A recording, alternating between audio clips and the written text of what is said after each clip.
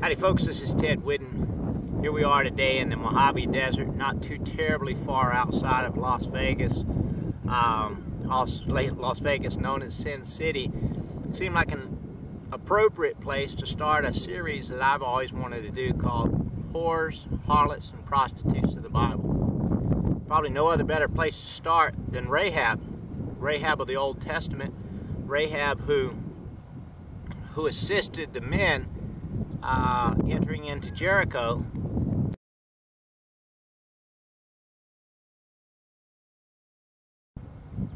One of the first battles after the 40-year wilderness wandering. Many teachers, preachers, and theologians refer to Rahab as a prostitute, which is quite a leap of faith, seeing how they call her a prostitute, which is really probably nothing more than gossip in a form talking about someone who's no longer here. And they say she's a prostitute, and that often makes you feel better, or the intention is to make you feel better because of whatever iniquity you've caused, or whatever iniquity you've conducted in your life, that even prostitutes can be redeemed. Very likely they can. However, calling Rahab a prostitute really doesn't help their situation at all. Meanwhile, what we need to do is define prostitute. Seems simple, but traditionally a prostitute is thought of as someone who sells sexual services for money. So when you hear someone refer to Rahab of the Bible, referring to the scripture, show the text.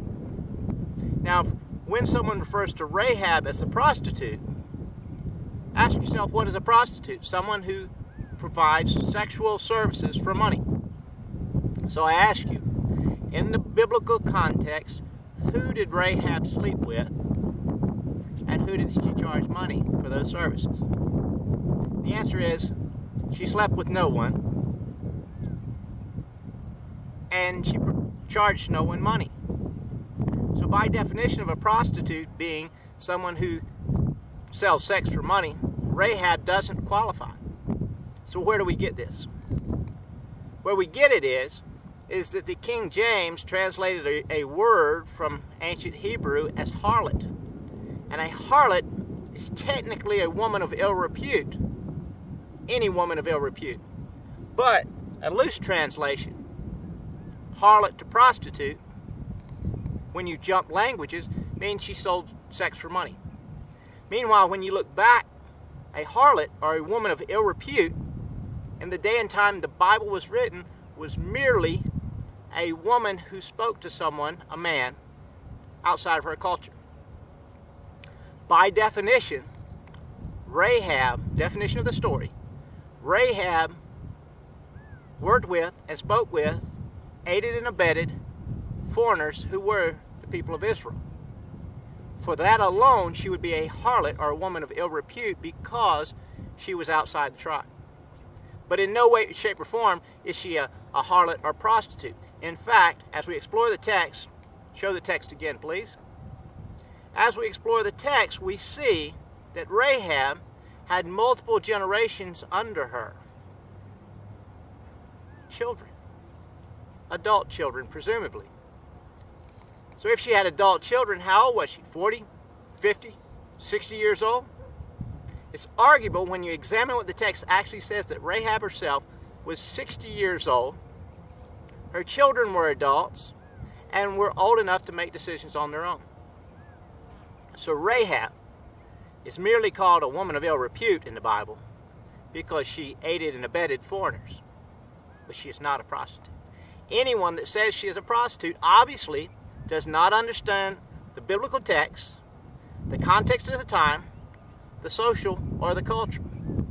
That's virtually every preacher out there.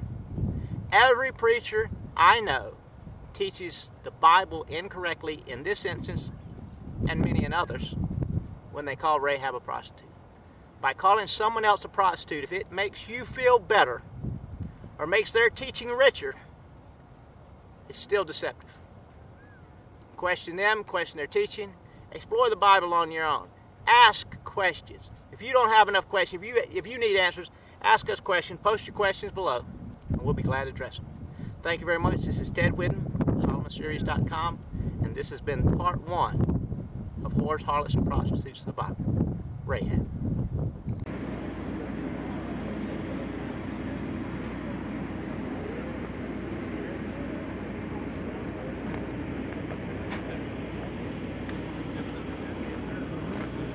이거 옷 걸어오니까 비벼가려고 그러는데 이걸로 찍어야 되겠는데 이거는